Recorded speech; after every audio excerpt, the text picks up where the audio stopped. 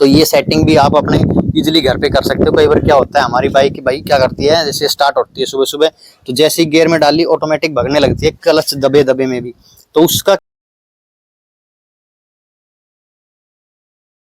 Hello guys, welcome to new video. क्या हाल है भाई सबके। और आज की वीडियो में बात करेंगे भाई बाइक के बारे में, थोड़ी सी बेसिक इन्फॉर्मेशन या बेसिक सेटिंग्स जो आप अपने घर पे ही कर सकते हो। जैसे बाइक में छोटी मोटी कोई प्रॉब्लम आ जाती है तो क्या करते हैं हम, बस सीधा मिस्त्री के पास लेके भागते हैं। तो कुछ सेटिंग्स है जो इनको आप अपने घर पे भी कर सकते हो। बहुत से भाइयों को पता भी होगा, लेकिन जिनको नहीं पता उनको मैं आज एक वीडियो के थ्रू बता दूंगा। ठीक है, तो हमारे पास भाई अपने बुलेट 350 खड़ी है, उसमें हम ये सेटिंग करके देखेंगे, आपको भी बताएंगे। ठीक है, कुछ सेटिंग जैसे ब्रेक वगैरह टाइट करने हो, लूज करने हो, या और भी कुछ एक दो सेटिंग्स है, एक दो मतलब इन्फॉर्मेशन है, दो इस वीडियो के थ्रू हम आपको देंगे। तो ये है कि कोई भी छोटी मोटी दिक्कत हो ना, तो उसके लिए आपको मिस्त्री के पास जाने की जरूरत नहीं पड़ेगी, आप उसको घर पर भी कर सकते हो। ठीक है, आपके पास वो उसके लिए मतलब चाबी, जो उसके चाबी पाना होते हैं वो आपके पास अवेलेबल होना चाहिए। ठीक है, जैसे किसी नट में जिस हिसाब की, जिस नंबर की चाबी लगती है आपके पास, वो अगर वो है तो आप उनको घर पे भी इजीली कर सकते हो। ठीक है, तो एक आइए बात करते हैं एक एक करके उन सेटिंग्स के बारे में। दो चार सेटिंग्स जो बाइक के लिए आप जो उनको अपने घर पे भी कर सकते हो। बहुत सी बाइकों में ये चीज सभी कॉमन है। बुलेट तो आपने आपने सामने खड़ी है, उसमें तो जैसे है ही, बुलेट में तो सब में वही है सेम। लेकिन और भी बहुत सी छोटी बड़ी बाइकों में ये चीजें कॉमन होती है, तो उस टॉपिक पे थोड़ा सा बातचीत करेंगे। तो चलिए करते हैं वीडियो स्टार्ट। तो भाई सामने अपने खड़ी है अपनी बुलेट 350, तो हम इस पे करके दिखाएंगे आपको, मतलब कैसे इसमें बताएंगे कि आप कैसे क्या, कहाँ से क्या सेटिंग्स चेंज कर सकते हो। ठीक है, वैसे ज्यादातर बाइकों में नॉर्मली होती है, वो सब चीजें कॉमन होती हैं। ठीक है, तो अगर पहले पॉइंट की बात करें तो इसके ब्रेक्स, सभी बाइकों के ब्रेक्स जो होते हैं भाई, हम ब्रेक अगर हमारी बाइक के थोड़े लूज हैं, जैसे ये पैडल ज्यादा नीचे जा रहा है, तो हम इसको क्या करते हैं, मिस्त्री के पास लेके जाते हैं स्पेशल, कभी कभी ब्रेक भी टाइट करवाने के लिए। ठीक है, कि हमारी बाइक के ब्रेक लूज हो गए तो हम स्पेशल ब्रेक को टाइट करवाने के लिए मिस्त्री के पास जाते हैं। ठीक है, इतने का ब्रेक टाइट का खर्चा नहीं होता जितने का हम तेल एक्स्ट्रा मतलब फूक देते हैं वहां तक। ठीक है, तो ब्रेक जो होता है, अगर डिस्क ब्रेक आपकी बाइक में, तो उसको आप लोग छेड़ना मत। जैसे इसमें फ्रंट में डिस्क ब्रेक है, तो इसको आप घर पे करने की कोशिश मत करना। ठीक है, इसको आप मिस्त्री के पास ही दिखाना। अगर आपकी बाइक में दोनों डिस्क ब्रेक हैं तो भी आप उसको मत छेड़ना। अगर पीछे वाला भी डिस्क है, आगे वाला भी डिस्क है, तो डिस्क ब्रेक को आप लोग मत छेड़ना, क्योंकि इनकी सेटिंग्स भाई अलग होती है।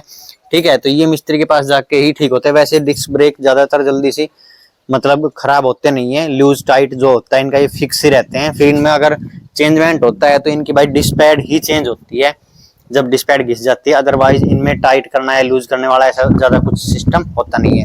हाँ, नॉर्मल ड्रम ब्रेक की बात करें तो आप लोग ये रोड देख रहे हो, जैसे ये रोड आ रही है ब्रेक की। ठीक है, जैसे ये यहाँ से हम पैडल प्रेस करते थे, ये ऐसे आगे पीछे होती है, यहाँ से ब्रेक लगता है। कुछ बाइक्स में इधर होती है, कुछ बाइक्स में उधर होती है। जैसे छोटी बाइक है, स्प्लेंडर वगैरह, या कोई बाइक में आपको उधर की साइड देखने को मिलेगी ये रोड, और कुछ बाइक्स में इधर। तो बुलेट में इधर की साइड है। तो मैं आपको बताता हूँ, जो ये नट आप देख रहे हो ना, आप इसको टाइट करोगे तो आपके बाइक, आपके ब्रेक टाइट हो जाएंगे, मतलब कि वो पेडल थोड़ा कम दबेगा फिर, जो ब्रेक पेडल है आपका। ठीक है, अगर आप इसको लूज कर दोगे तो ये भाई नट पीछे हो जाएगा, तो ब्रेक ज्यादा लूज हो जाएंगे, फिर ये पेडल नीचे तक जाएगा, ऐसे मतलब पूरा नीचे जाएगा, ब्रेक ज्यादा नीचे जाके लगेंगे ये। तो वो आप अपने हिसाब से एडजस्ट कर सकते हो, जहां जैसे आप इस पे फुट रेस्ट पे पैर रखते हो, तो इस पे मतलब अगर आगे की आपको ज्यादा पेडल प्रेस करना है तो आप इसको लूज कर सकते हो, तो आपके ब्रेक लूज हो जाएंगे। और अगर आपको पेडल कम प्रेस करना है तो इसको आप टाइट कर सकते हो। ये चीज आप करना बाइक को मेन स्टैंड पे लगाने के बाद। ठीक है, मेन स्टैंड पे लगा के तब टाइट करना, साथ के साथ टायर को घुमा के देखते रहना हाथ से ही। ब्रेक कहीं पे भी टच नहीं होना चाहिए, मतलब आप उसको इतना ही टाइट करें कि जब आपकी बाइक चले तो आपके जो लेदर्स हैं, जो इसके बुश होते हैं ब्रेक्स के, वो आपके रिम को टच ना करें। आप ब्रेक मारो तभी टच करने चाहिए, वो ये नहीं कि आपने इतना ज्यादा टाइट कर दिया कि आपकी बाइक चलते टाइम भी आपके जो लेदर है वो रिम के टच हो रहे हैं। ठीक है, तो इतना टाइट नहीं करना है। वो आप मेन स्टैंड पे लगा के पहिए को प्रॉपर हाथ से घुमा के देखना। अगर बिल्कुल इजीली घूम रहा है, कहीं पे टच नहीं हो रहा है, तो आपको वैसे ही पता लग जाएगा। अगर टच होएगा तो पहिया जहाँ टच होएगा वहां जाकर रुक जाएगा, या थोड़ा सा मतलब टाइट टाइट सा वहां से चलेगा। तो ये चीज आप मेन स्टैंड पे लगा के देख सकते हो। तो पहला पॉइंट तो ये था। दूसरे पॉइंट की बात करें तो भाई दूसरा पॉइंट है अपने क्लच। क्लच जैसे ये रही, देखो क्लच की वायर कई बाइकों में इधर होती है, कई में उधर की साइड होती है। तो इसमें इधर की साइड है, तो मैं इसमें बता देता हूँ। जैसे हमारी बाइक में क्लच देखो, ये है क्लच की वायर है, ये क्लच हैंडल है, तो इसको आपको कितना टाइट करना है, कितना लूज करना है। मतलब आप जैसे एक्सीलेटर देके गियर लगा के क्लच छोड़ते हो तो किसी बाइक की यहाँ से जाके छूट जाती है, यहाँ जाके चलने लगती है, किसी की यहाँ जाके चलती है, किसी की बिल्कुल लास्ट में चलती है। तो वो आप अपने हिसाब से कर सकते हो। जो ये 2 नट दिख रहे हैं ना आपको इनको लूज करना है। आगे की साइड करोगे तो क्लच बाइक की आगे की साइड छूटेगी, मतलब बिल्कुल आगे जाके छूटेगी वहां पे, ठीक है। और अगर इसको लूज करके आप दोनों नटों को अगर इस इधर की साइड कर दोगे तो वो बिल्कुल आपकी जैसे कि यहीं से छूटनी स्टार्ट हो जाएगी। वो आप अपने हिसाब से कंफर्टेबल, जिस हिसाब से आप चलाना चाहते हो, मतलब जहाँ पे आपको कंफर्टेबल लगता है आप वहाँ इसको कर सकते हो।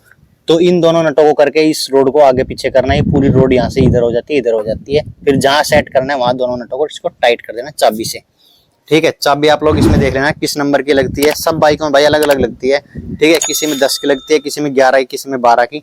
तो इस हिसाब से मतलब जो एजेंसी अपने नट देती है जिस हिसाब से, उसी हिसाब की उनमें चाबियां लगती है।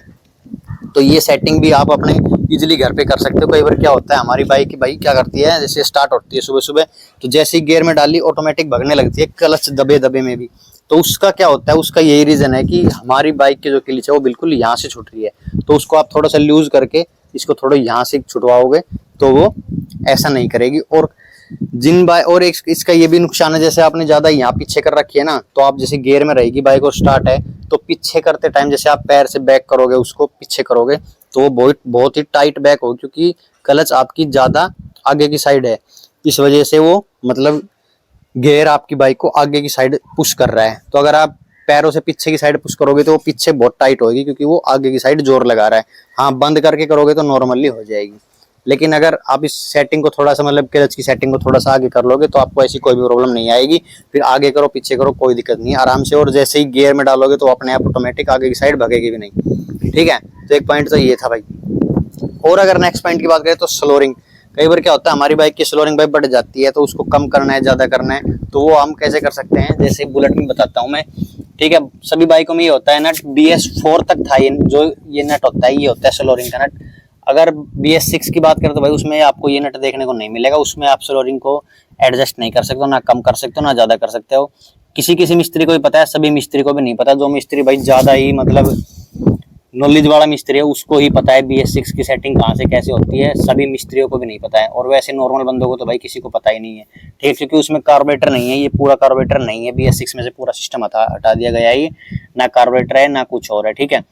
तो ना ही ये स्लोरिंग वाला नट मिलेगा उसमें, क्योंकि ये नट इसमें कार्बोरेटर में ही होता है, ठीक है। तो आप इस नट को अगर लूज करोगे तो आपकी स्लोरिंग घट जाएगी, अगर इस नट को आप टाइट करोगे तो स्लोरिंग आपकी बढ़ जाएगी, ठीक है। मतलब कि आवाज ज्यादा तेज हो जाएगी, मतलब वैसे तेज नहीं, स्पीड से, ठीक है। अगर आपकी बाइक स्टार्ट करते ही थोड़ी देर में बंद हो रही है जैसे, स्लोरिंग को आप थोड़ा बढ़ा सकते हैं, तो बढ़ाने के बाद आपकी बाइक बंद नहीं होएगी।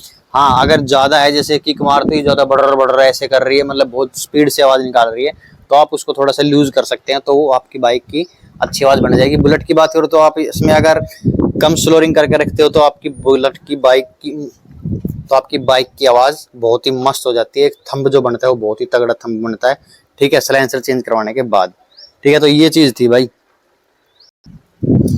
ठीक है। और एक और पॉइंट की बात करूं मैं, वैसे बहुत ही कम प्रॉब्लम आती है बहुत ही कम बाइकों में, लेकिन अगर किसी बाइक में प्रॉब्लम ये आ जाए तो कैसे सोल्व करो। क्योंकि मेरी बाइक में प्रॉब्लम आई थी, जैसे हम ब्रेक टाइट या लूज करते हैं पीछे वाले ब्रेक को, तो यहाँ से हम जैसे ब्रेक प्रेस करते हैं ना, तो ये लाइट नहीं जलती है। कई बार हमारी जो बैक लाइट होती है या तो ये जली रह जाती है कि ब्रेक छोड़ने के बाद भी वो चस रही है, और कई बार क्या होता है कि ब्रेक मारने के बाद भी वो नहीं चसती है। तो उससे क्या होता है कि जो ये वाली तार होती है ना भाई, ये तार आपको दिखेगी यहाँ से, देखना एक ब्रेक में से, इसमें ब्रेक के पैडल में लग रही है, और ऊपर से जो ये ऐसा ये पॉइंट सा है इसमें लगी होती है। ये सभी बाइकों में होती है, छोटी बड़ी कैसी भी बाइक हो, ठीक है। तो उसको आप कैसे एडजस्ट कर, जैसे मैंने देखो ये तार थोड़ा बैंड हो रहा है ना, तो मैंने इसीलिए बैंड किया हुआ है क्योंकि मैंने जैसे ब्रेक टाइट किया तो बाइक की जो लाइट है वो ऑटोमेटिक जली रह गई। तो उसको मतलब ऑफ करने के लिए हम इस तार को थोड़ा सा ऐसे टाइट कर देंगे, ठीक है। अगर जल रही है तो इसको लूज कर देना है, आपको थोड़ा सा मोड़ के सीधा कर देना है ऐसे। और अगर आपकी बाइक जैसे भाई ब्रेक मार रहे हो तब भी ब्रेक प्रेस करने के बाद भी बैक लाइट नहीं जल रही है, तो मिस्त्री के पास जाने की जरूरत नहीं है। कभी सोचो लाइट खराब हो गई या कुछ हो गया, ऐसा कुछ नहीं है। आप इस तार को एक प्लास लेके थोड़ा सा ऐसे मोड़ देना, जैसे एक साइड से ऐसे पकड़ना, एक साइड से ऐसे, और इसको ऐसे मोड़ देना। जैसे ये तार मुड़ा हुआ है तो आपकी बाइक की लाइट जल जाएगी, वो आप अपने हिसाब से एडजस्ट कर सकते हो कितना नीचे पैडल करने के बाद आपको मतलब चसानी है वो। ठीक है, अगर ज्यादा मोड़ दोगे तो भाई वो बिल्कुल ऊपर ही चसेगी, आपने जरा सा पैर रख दिया तो ही चस जाएगी। अगर थोड़ा कम मोड़ोगे तो जैसे ही थोड़ा सा ज्यादा ब्रेक प्रेस करोगे तो चसेगी वो। ठीक है, तो ये चीजें थी भाई नॉर्मल चीजें जो आप अपने घर पे कर सकते हो। छोटी मोटी दिक्कत के लिए मिस्त्री के पास जाने की जरूरत नहीं है आपको। बेकार का खर्चा, आने जाने का खर्चा, वहां मिस्त्री का भाई 10-20 रुपए का खर्चा जो भी है छोटा मोटा, भले ही कम है लेकिन खर्चा तो खर्चा ही होता है भाई। जो चीजें आप भाई घर कर सकते हो उसके लिए फिर भागा दौड़ी करने की मुझे नहीं लगता कोई जरूरत है आपको। ठीक है, तो यही था भाई एक छोटी सी वीडियो में इन्फॉर्मेशन देने के लिए। इनको आप एक बेसिक इन्फॉर्मेशन भी कह सकते हो या बेसिक सेटिंग्स, जो भी आप नाम लेना चाहो इन चीजों का। ठीक है, तो यही थी भाई थोड़ी सी एक वीडियो के थ्रू इन्फॉर्मेशन देना आप लोगों को। तो वीडियो अच्छी लगी हो तो भाई लाइक कर देना, कुछ समझ में ना आए तो कमेंट करके पूछ लेना, या आप लोगों को कुछ इससे अलग कुछ इन्फॉर्मेशन पता हो तो मुझे कमेंट करके जरूर बता देना।